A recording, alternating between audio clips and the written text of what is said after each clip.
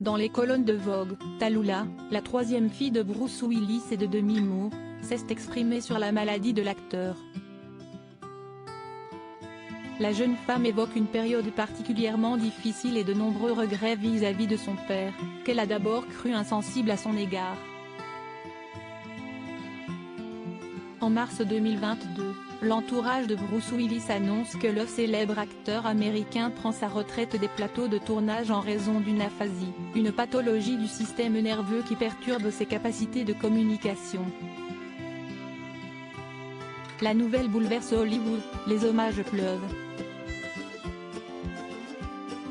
Retiré de la vie publique, la santé de l'éternel David Addison de Clair de Lune ne cesse de se dégrader. Presque un an après, en février 2023, son épouse, la mannequin Emma Heming, ainsi que la mère de ses 3 premiers enfants, Demi Moore, s'expriment sur son état préoccupant. Sur les réseaux sociaux, de nombreuses personnalités à l'image de Naomi Campbell, Demi Lovato ou encore Aaron Paul affichent leur soutien. Ses 3 premières filles dévoilent quant à elles des clichés bouleversants à ses côtés. Auprès de l'édition américaine de Vogue, le 31 mai 2023, la petite dernière, Tallulah, se confie sur la maladie de son père. La jeune femme âgée de 29 ans évoque de nombreux regrets et une sorte de culpabilité.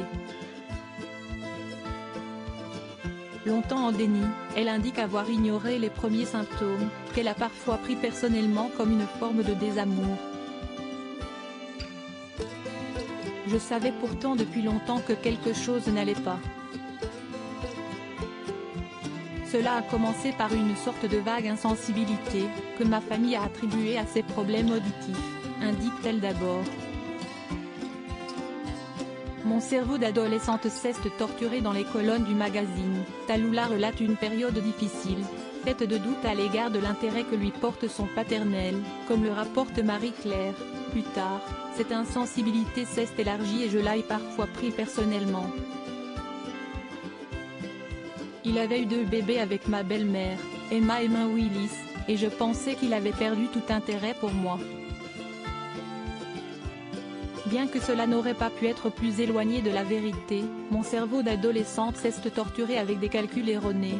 Je ne suis pas assez belle pour ma mère, je ne suis pas assez intéressante pour mon père. Particulièrement proche de son paternel ces dernières années, la Californienne essaie aujourd'hui de profiter de chaque instant passé avec lui et les documente afin de ne pas oublier.